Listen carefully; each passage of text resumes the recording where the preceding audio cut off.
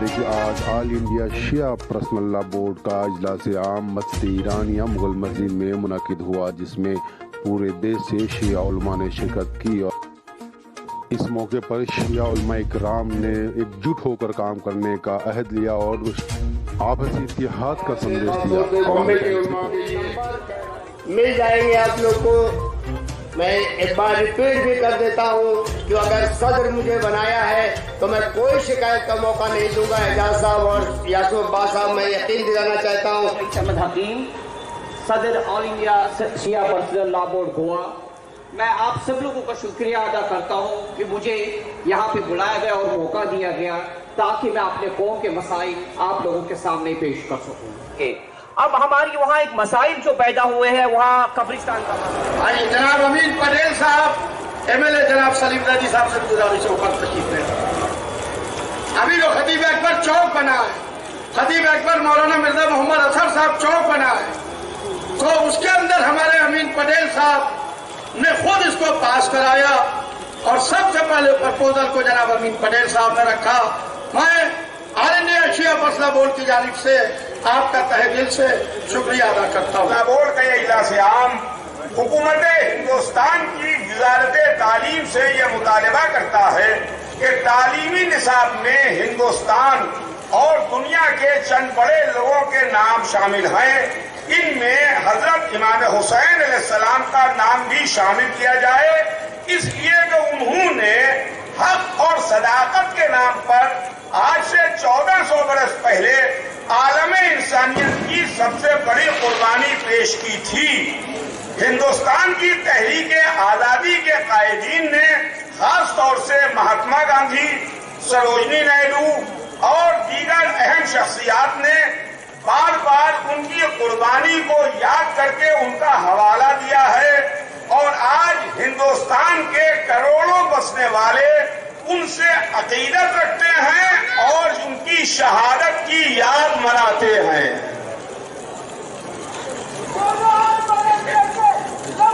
लिहाजा हमारा अलग से वक्फ बोर्ड शिया वक्फ बोर्ड के नाम से कायम हो, उसको मुस्लिम वक्फ बोर्ड से अलग कर दिया जाए।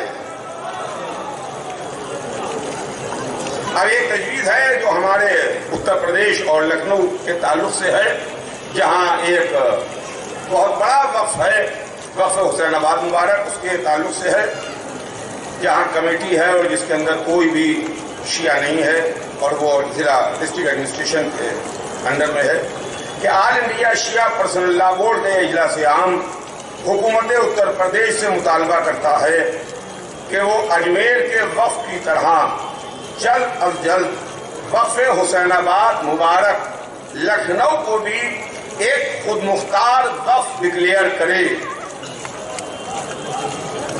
और वक्फ हुसैनाबाद के लिए एक अलग स्कीम ऑफ मैनेजमेंट यानी एक कमेटी की तश्कील करे और वक्फ हुसैनाबाद लखनऊ को उस कमेटी के हवाले करे।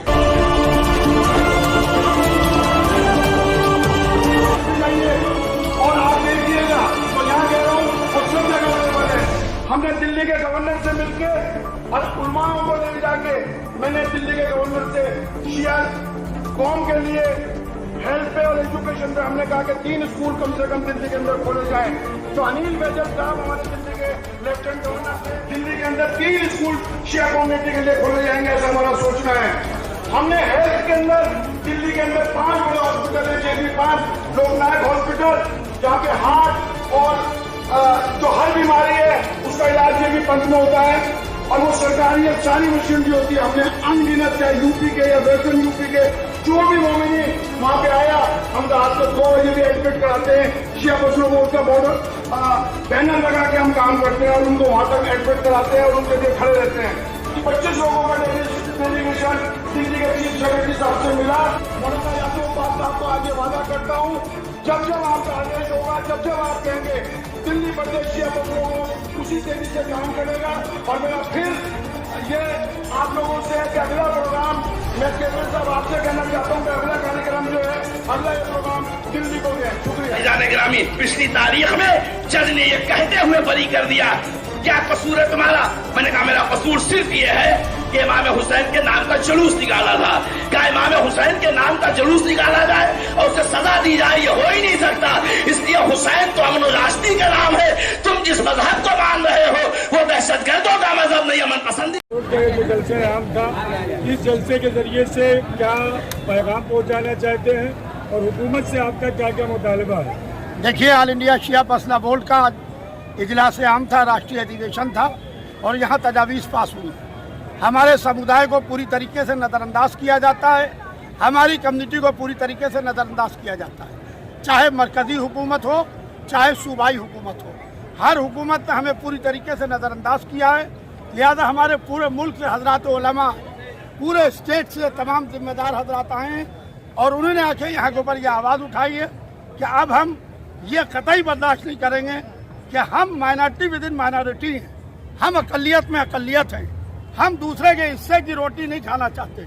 मगर ऑल इंडिया शिया मसला बोर्ड ने यह तय किया है कि हम अपने हिस्से की रोटी भी अब दूसरे को खाने नहीं देंगे। कॉमन सिविल कोड लाने के और क्या क्या मुतालबात कॉमन सिविल कोड लाने की देश में तैयारी चल रही है, आपका इस संदर्भ में क्या कहना है?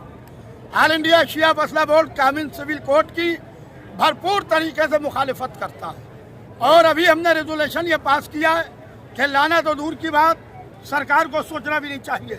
कॉमन सिविल कोड सीधे पर्सनल लॉ में हस्तक्षेप है।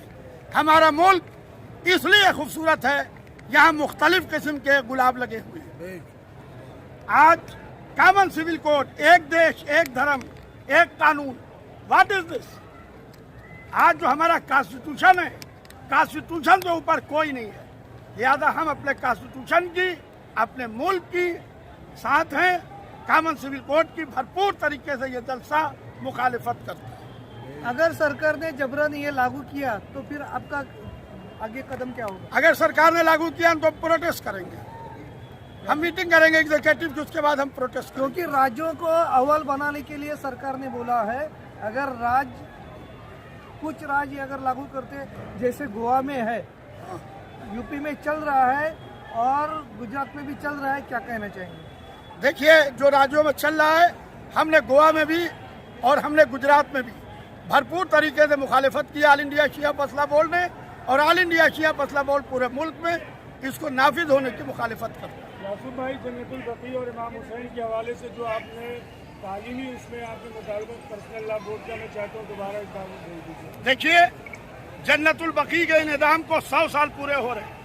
खिलाफत ऑफ इस्लाम की बेटी जनाब फातिमा ज़हरा सलामुल्लाह अलैहा के मज़ार के ऊपर साया नहीं है। लिहाजा हम हुकूमत हिंदुस्तान से ये मुतालबा करते हैं कि हुकूमत हिंदुस्तान सऊदी अरब के ऊपर दबाव बनाए और सऊदी अरब के ऊपर दबाव बना के सऊदी अरब से ये कहे कि रसूलुल्लाह की इकलौती बेटी और आइम्मा बकी के मज़ारात की तामीर करवाए।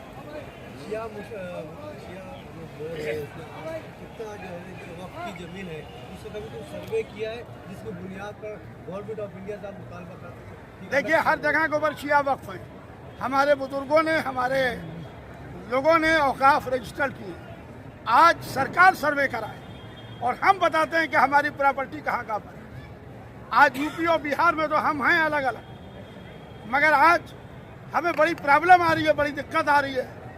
जब हम जाते हैं मुस्लिम वक्फ के लोगों के पास, वक्फनामे में लिखा है 7 को मेहंदी होगी, 8 मुहर्रम को हाजिरी होगी, आशूरा को फाका शिकनी होगी, तो वो हमारा मजाक उड़ाते हैं। लिहाजा हमारा वक्फ बोर्ड, शिया वक्फ बोर्ड पूरे हिंदुस्तान में यूपी और बिहार की तर्ज पर अलग हो। सर, आर्मी और रेलवे के बाद वक्फ बोर्ड के पास सबसे ज़्यादा ज़मीन है, ये तो हकीकत है। तो उनमें से आप कुछ अलग ज़मीन चाहते हैं या फिर आपके लिए कुछ अलग दायरा सरकार कायम करे? देखिए, हम सरकार को अभी लिखने जा रहे हैं। हम मुख्तलिफ स्टेट में कॉलेजेस और यूनिवर्सिटीज़ की सोच रहे हैं। जो तालीमी रेगुलेशन है, हमारी तालीमी कमेटी, तो हम एजुकेशन में अपलिफ्टमेंट के लिए काम कर रहे हैं, एजुकेशन को। और जो ज़मीनें हैं, जो वक्फ की ज़मीनें हैं, जो बेकार पड़ी हुई है, किसी काम में नहीं है, तो वो हमारे समुदाय को दी जाए, जिससे हम अपने समुदाय के लिए काम कर सकें। यासूफ भाई, तालीमी निसाब से मरकज़ी हुकूमत जो है वो मुस्लिमों जो मुजाहिदीन उनके नाम निकाल लिए। ऐसे मौके पर शिया पर्सनल लॉ बोर्ड तालीमी निसाब में इमाम हुसैन अलैहिस्सलाम का नाम जो है दाखिल करने के लिए किस एतबार से आप मुतालबा कर रहे हैं और क्या कोशिश होगी उसके लिए आप? देखिए, जिन्होंने मुल्क के लिए कुर्बानी दी उनका नाम तो शामिल किया जा रहा है।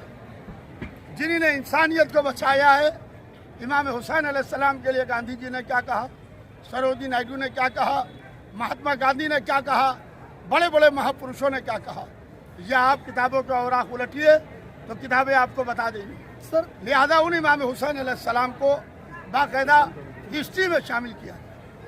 आतंकवाद के खिलाफ आपकी अभी स्टेटमेंट आई थी और क्या कहना चाहिए? आतंकवाद को लेकर ऑल इंडिया शिया मसला बोर्ड आतंकवाद की भरपूर तरीके से मदम्मत करता है। बहुत शुक्रिया भाई। Thank you. नवाब भाई